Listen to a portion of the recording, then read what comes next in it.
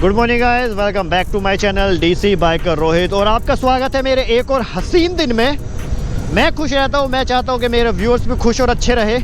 तो देखो आज का जो टॉपिक है ना वो ये है कि देखो जैसे मैंने पहले आपको 5 नेगेटिव पॉइंट बताए थे ओला के रिलेटेड, तो आज मैं आपको उसके 5 पॉजिटिव पॉइंट बताऊंगा। देखो यार, देखो मैं अपनी रिस्पॉन्सिबिलिटी समझता हूँ। जब एक नेगेटिव चीज़ बताऊँ मैं इसकी, तो मेरी रिस्पॉन्सिबिलिटी ये है कि एक पॉजिटिव चीज़ भी बताऊँ।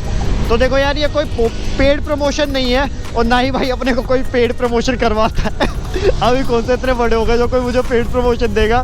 तो इस दिल के इस दर्द को समझो। मैं क्या कहना चाहता हूँ, पेड प्रमोशन आए हाय एक बार मिल जाए बस। हाँ, तो मैं कह रहा था कि देखो अगर मेरी रिस्पॉन्सिबिलिटी ये है कि मैं नेगेटिव पॉइंट बताऊँ, तो देखो सेम लेवल पे मेरी रिस्पॉन्सिबिलिटी ये भी आती है कि देखो मैं पॉजिटिव पॉइंट भी बताऊँ। तो देखो सबसे पहला पॉइंट जो है वो है इकोनॉमिकल। मतलब ये ओला इतनी ज़्यादा इकोनॉमिकल है ना कि मैं क्या बताऊँ। ये जो है ना, मतलब पेट्रोल व्हीकल से तो लिटरली इतनी ज़्यादा सस्ती है ना कि मैं बोल नहीं सकता। मतलब ये है ना 3 यूनिट में चार्ज होती है, मेरे यहाँ पे 8.5 रुपये की यूनिट है, तो इस हिसाब से 25.5 अराउंड ऐसे ही बैठता है। और इतने में है ना ये, अगर मैं eco mode plus normal mode को कंबाइन करके चलाता हूँ ना, तो मुझे 100 की रेंज निकाल देती है। अब यार देखो 25-25.5 रुपये में मेरी स्कूटी 100 किलोमीटर चल रही है, क्या दिक्कत है। यहीं पे अगर मैं एक्टिवा चलाऊँ ना, तो मुझे 100 किलोमीटर चलाने के लिए ना कम से कम 250 से 300 रुपये का तेल चाहिए, जो कि यहाँ पे बस मेरा 25-25.5 रुपये में काम हो जाता है।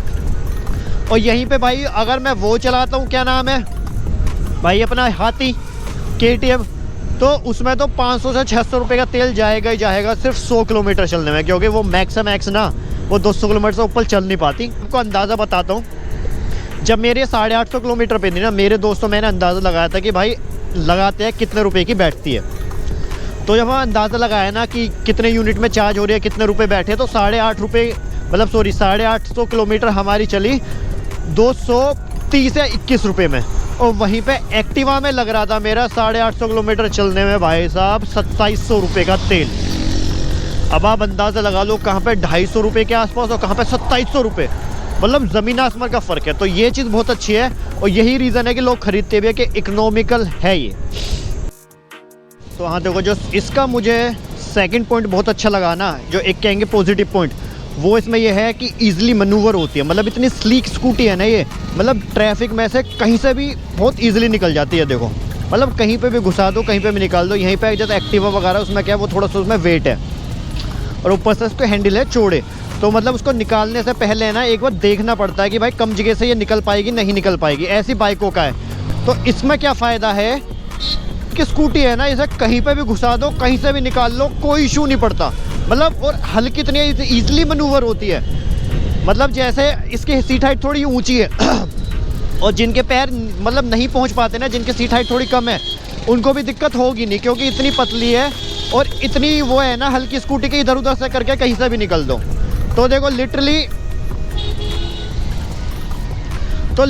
पता है, ये वाला पॉइंट मुझे बहुत अच्छा लगा इसका। मतलब ये पॉजिटिव पॉइंट मुझे बहुत लगा कि भाई साहब इतनी स्लीक और इतनी पतली है ना, कहीं से भी ट्रैफिक में से इजीली मैन्यूवर होके निकल जाती है ये। अब बात करते हैं इसके थर्ड पॉइंट पे, वो है इसके शोकर्स। मतलब चुम्मी देने को मन करता है कि चुम्मी पे चुम्मी दिए जाओ उसके शोकर को। तो मतलब इतने लाजवाब है ना, एक्सपेक्ट नहीं किया था कि एक इलेक्ट्रिक स्कूटी में इतने अच्छे शोकर मिलेंगे। मतलब जो बम्प्स होते हैं ना, बम्प्स हुए, गड्ढे हुए छोटे मोटे, इनका तो पता नहीं चलता। इवन जो स्पीड ब्रेकर है ना, उसमें भी इतनी स्मूथली निकलती है ना, पता भी नहीं चलता कि गड्ढे कब आए कब गए, फील ही नहीं होते। और यहीं पे मैं KTM चलाने वाला बंदा हूँ, मैं कह रहा हूँ ये जो बम्प है ना, जो ये फ्लाईओवर का जॉइंट है, इसमें से भी मैं थोड़ी सी तेज स्पीड पे निकाल दूँ ना, झटका ऐसे रीढ़ की हड्डी में लगता है ना कि भाई ऐसा लगता है कि ख़त्म, अब चलने लायक नहीं बचेंगे, रीढ़ की हड्डी ऐसी हो जाती है। लगा लो हल्का सा बम्प ऐसा होता है उसका, तो गड्ढे में चली गए तो क्या नाश होता होगा, लगा लो। तो लिटरली इसके जो शोकर्स है ना बहुत प्यारे हैं। मतलब क्या ही बोलूँ मैं। अब आप मेरी फीलिंग्स को समझ जाओ कि ना आपको बम्प, छोटे मोटे गड्ढे, जॉइंट्स, छोटे मोटे स्पीड ब्रेकर आप तेज़ी से भी उतार दो ना, आपको घंटा नहीं फ़र्क पता चलेगा कि कब स्कूटी उतरी है। पोकर वाला पॉइंट जेन्युइनली मुझे बहुत अच्छा लगा, इसलिए मैंने आपसे शेयर किया। मैंने कहा देखो यार ये शेयर करना तो बनता है। तो let's talk about fourth point of this Ola. वो ये है कि कंफर्टेबल। मतलब ये स्कूटी इतनी ज़्यादा कंफर्टेबल है ना, मतलब मैं क्या बताऊँ। एक तो देखो हल्की है तो उसकी वजह से आपको ज़्यादा एफर्ट नहीं डालने पड़ते राइड करने में। सेकंड चीज़ इसकी गद्दी, मतलब गद्दी इतनी चौड़ी और इतनी फोम है ना इसमें, मतलब जब बैठते हैं ना आए हाय, मतलब ऐसा लगता है सोफे पे बैठ गए, चाहे राइडर्स के लिए हो या पिलियंस के लिए हो। मतलब बहुत कंफर्टेबल राइड है। और दूसरी चीज़ पता है, ये इतनी हल्की है, इतनी स्लीक है, इजीली मैन्यूवर होती है हर जगह। तो उसमें क्या होता है, मतलब अगर आप लॉन्ग थोड़ा चला रहे हो ना, लाइक 50, 60 या 100 किलोमीटर भी, आपको थकावट महसूस नहीं होगी ना। इसकी ग्रिपिंग में कि बहुत सी बार होता है ना कि जैसे एक्टिवा है उसका जो उसका हैंडल है ना, उसका हल्का सा नीचे है, आगे है थोड़ा नीचे, तो उसमें एक टाइम के बाद ना हमें हाथ ऐसे पतले रखने पड़ते हैं तो शोल्डर्स में दर्द होने लग जाता है। इसमें यह कि राइड इतनी ज़्यादा कंफर्टेबल है, जैसे बुलेट की बोलते हैं ना कि सिटिंग पोस्चर बिल्कुल स्ट्रेट, हाथ बिल्कुल स्ट्रेट, कहीं पे भी आपको एफर्ट नहीं लग रहा। सेम राइडिंग पोस्चर इसका भी ऐसी है। तो सच में ये कंफर्टेबल तो बहुत है राइडिंग के हिसाब से। तो इसलिए मैंने फोर्थ पॉइंट पे इसका राइडिंग कंफर्टेबल रखा कि देखो जो कि बताना बनता भी है। मतलब इस स्कूटी में खासकर इलेक्ट्रिक में देखो ये फीचर्स मिलने इतने इजी नहीं होते। तो देखो आज का व्लॉग जो था ना, मेरा 5 पॉजिटिव पॉइंट पे था, जैसे मैंने पहले 5 नेगेटिव पॉइंट्स दिखाए थे। अब जैसे जैसे मैं चला रहा हूँ, नई नई प्रॉब्लम्स मैं फेस कर रहा हूँ, नई नई चीज़ें मुझे पता चल रही है, तो उन पर भी मैं व्लॉग लाऊंगा।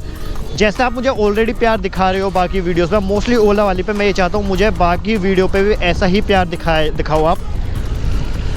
तो ठीक है गाइस, इस व्लॉग को मैं यहीं पे एंड करता हूँ। आपको अगर मेरा व्लॉग अच्छा लगा ना, प्लीज़ चैनल को सब्सक्राइब करना, वीडियो को लाइक करना, कमेंट करना, शेयर ज़रूर करना।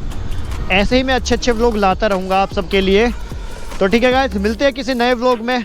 सी या, बाय बाय, टाटा, सायोनारा।